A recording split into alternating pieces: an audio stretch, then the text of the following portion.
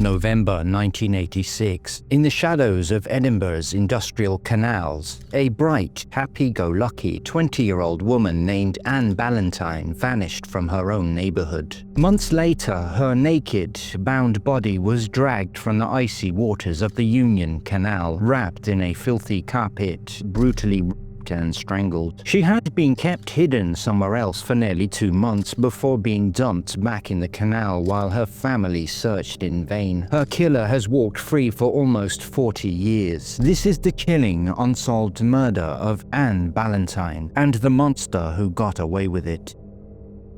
Welcome to Crimes That Haunt Us. We release a new case every Sunday, so hit subscribe and don't miss the next one. And let me know your thoughts on this case in the comments. I'd love to hear what you think. Elizabeth Ann Ballantine came into this world in 1966. She is more commonly referred to by her middle name, Ann. Her mother, Isabel, was only 18 at the time of her birth, making them unusually close, more like sisters than a typical mother and daughter. Her doting father was called Graham. The family home stood on Warriston Road in the industrial area of Fountain Bridge in Scotland's capital city, Edinburgh. She also had a brother and a sister. Her 2 younger siblings were called Alan and Grace. Anne attended the Broughton Primary School before transitioning into the Trinity Academy, where she is still spoken of fondly by classmates and teachers alike, even to this day. Anne was a bright and bubbly girl, described as a happy-go-lucky sort of a type. She particularly loved music, especially heavy metal, and her favorite club at the time was the Venue on Carlton Road. She also volunteered at the Canongate Youth Project, working with disabled and disadvantaged young people, and she showed a strong desire to help those less fortunate. She absolutely adored young people and children and dreamed one day of being a mother herself. She had many friends, particularly in the local biker fraternity, as well as a close circle of female friends that she had kept in touch with since leaving school. Friends collectively described her as being very deep at times, but was also very fun and full of life. At the time of Anne's murder, she had been engaged to be married to her partner Joe Burden, and they had both lived together in nearby Grove Street. But in early November, the couple had just broken up. Reportedly, she was not said to be down about this breakup at all. She then got her own flat at 20 Yemen Place, Polwarth, and had been enjoying her independence, though she would come back to the family home every week because she didn't have a washing machine, so she'd come back to do her washing, hang it up to dry, and take some food like kids do when they first move out. Anne was unemployed but was actively seeking work by late November 1986. Little is known of Anne's movements leading up to her murder, and indeed much of her last few days remain a blank in the police file even now. On the 17th of November 1986, Anne and her mother Isabel had visited a friend at Edinburgh's Royal Infirmary. The following day, the 18th of November, Anne is last officially seen by her mother and father alive. She had visited the family home for a catch-up. Her mother Isabel had waved her off from the family home on Warriston Road, with Anne giving a cheery wave back, promising to visit again soon. Poor Isabel couldn't have known that this would be the last time she would see her daughter alive again. During the investigation, police would speak to several of Anne's friends who had reported seeing her sporadically around the area between the 18th and the 25th of November. On the evening of the 25th of November, Anne had gone out and purchased a ticket to the Alice Cooper pop concert at the Playhouse Theatre that was taking place that same evening. In or around the same day, Anne's close friend had become worried when Anne failed to turn up to a pre-arranged meet. The friend then reached out to Anne's mum, Isabel, asking if she had heard from her. Isabel tells her she hasn't. Assuming she was going through a period of being withdrawn, Isabel initially thought she would allow her some space. Over the following days, she would walk over to Anne's flat at Yemen Place and slip a note through the letterbox. Other times, she slipped notes and money through. One of her notes read, "Phone us, even if you're skint." But there was no response. Anne had simply gone off the radar. A quiet anxiety began to form in the family. Then came the 24th of December, Christmas Eve, everyone expecting Anne would turn up, as was the tradition with the Ballantine family. But she never did. The parents tried to remain cheery for their other two children, but anxiety was rising in both of them with every passing hour. Then Christmas Day rolled around. Still nothing. Anne's Christmas presents would remain untouched under the Christmas tree. Dread now firmly set in for the entire family. The next day, Boxing Day, the Ballantines went down to the police station and reported their daughter as missing, their anxiety palpable. Given that Anne had been missing for over a month by this stage, police took this case very seriously from the outset. They first went to Anne's flat on Yemen Place and gained entry with the parents. But there was no sign of any break-in. Nothing immediately stood out as suspicious. It was as if Anne had popped out to the shops for a moment and never returned. But the parents did notice several items that were missing. These items were not typically thought to be items taken in a burglary, leaving detectives to later ponder whether these were taken as trophies by her killer.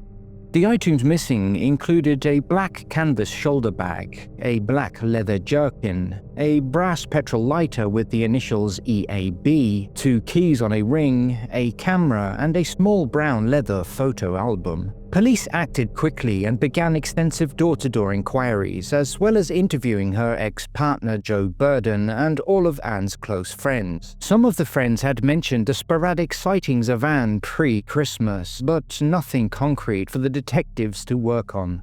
Police frogmen then searched inch by inch along the Union Canal, just yards from her home, in case she had possibly fallen in. But there was no sign of Anne. She had simply vanished into thin air. The Ballantines would eventually wait an agonizing 9 weeks of silence from their daughter before their worlds would become forever shattered on that cold January day. At around midday, January 21st, 1987, 3 men were walking along the Union Canal near Lower Gilmore Place when they spotted a body of a woman wrapped in what was described at the time as a cloth bundle beneath Walker's Bridge, Polwarth. Later revelations would state she had been bound hand and foot, naked and wrapped in a dirty carpet, but police had kept these details from the public at the time for operational reasons. The surface of the water of the canal had been frozen for several days, but had begun to thaw out, allowing for the body to be seen. She lay only in a few feet of water and just yards from the towpath. The 3 men raced off to call police and report their grisly discovery. Detectives and forensics immediately descended on the scene, cordoning off the area, and began the methodical task of evidence gathering. Soon after police had arrived on scene, Graham, who had been heading home along the canal area after visiting a mechanic, noticed the area was now swarming with police presence. He then quickly learned that they had recovered the body of a woman in the canal. He raced home with his heart in his mouth to tell his wife Isabel the dark news. In their hearts, they both knew it was their beloved daughter, Anne. Isabel broke down crying, completely inconsolable in that moment of horror. Soon after, a police liaison officer visited the Ballantines at their Warriston Road home to inform them of the discovery and to prepare them for the likely reality that it was their daughter. Due to the advanced decomposition of the body, police advised the parents against seeing their daughter. Instead, they would use fingerprints, dental records, and a scar on her head to officially identify her as Ann Ballantine. The state pathologist determines the cause of death to be the combined effects of asphyxiation and vagal inhibition, with markings of ligature use on her neck clearly present. There are no physical signs of sexual assault visible at the time of the post-mortem examination. The pathologist also determined that the body had only been in the water for a matter of days at most, meaning the body had been stored elsewhere for some time. The mysterious location that was used to store the body would remain a dark mystery in the police's investigation. Various samples were collected from her body and the carpet, sending them off to the Home Office for future DNA profiling. However, the results of these were undetermined, given the degradation of the samples being submerged in water. The police were certain that Anne had been raped suspect, but the length of time between her death and being found meant that much evidence had been destroyed by the elements. Police frogmen dragged the dirty waters of the canal for days, and uniformed officers walked every inch of the area. Others searched the warehouses, disused garages, and derelict buildings. Still, they didn't find where Ann might have lain hidden. Nor did they find that strange list of items missing from her flat. Detectives had found some 6x4-inch photographs scattered around the ground close to where Ann was found. They appealed through the media to anybody who may have picked up some of these to come forward with them immediately. The outcome of this appeal is not made public. Lothian and Borders Police launched a major murder inquiry. Detectives again set about interviewing Ann's friends as well as her ex-boyfriend Joe Burden, but the inquiries hit a dead end. They then appealed through the media for the missing items from Ann's flat. These items, the black canvas shoulder bag, black leather jerkin, the brass lighter with the initials EAB and the 2 keys on a ring, her camera, and a small brown leather photo album will never be recovered to this day. On the 29th of January 1987, policemen then stepped up their search, sending frogmen back into the canal to search the rubbish-strewn waters, seeking any shred of evidence that may help them identify Ann's killer, but nothing of evidential value is found. At 11:45 a.m. on the 2nd of February, police then received a disturbing phone call from a distressed woman who divulged information to them regarding the case of Ann Ballantine. Police would appeal for this woman to call them back in confidence after learning she had given them a false name and address. They stressed that the information the woman had given on Ann was of some significance. Again, it is not publicly known whether this woman did call back. Also on the 2nd of February, police announced that they were seeking 9 people who had attended the Alice Cooper pop concert at the Playhouse Theatre on the 25th of November 1986. Specifically, these were rows D and E of the front balcony to the show. Detectives learned that Ann had purchased a ticket in the same show at the same rows, seated amongst these 9 people. However, this tantalizing lead was short-lived. This line of inquiry would ultimately be a dead end after detectives contacted all 9 people who had stated unequivocally that Ann was not present at the show. This poses the obvious question: why did Ann buy the ticket and not attend the show?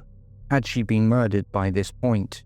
Rumors swelled of police having determined a particular suspect in mind from the very beginning. They continued probing all and any of Ann's acquaintances and her ex-partner Joe Burden for information, but it became clear that police had very little to work with overall. The outcome of these interviews are not publicly known, but it is obvious the case had stalled. Eventually, the Ballantines would receive Ann's body. They then laid her to rest amongst mourners with police present at the funeral. In an effort to cope with the emotional turmoil of it all, the Ballantine family decided to take a trip down south to London to get away from it all.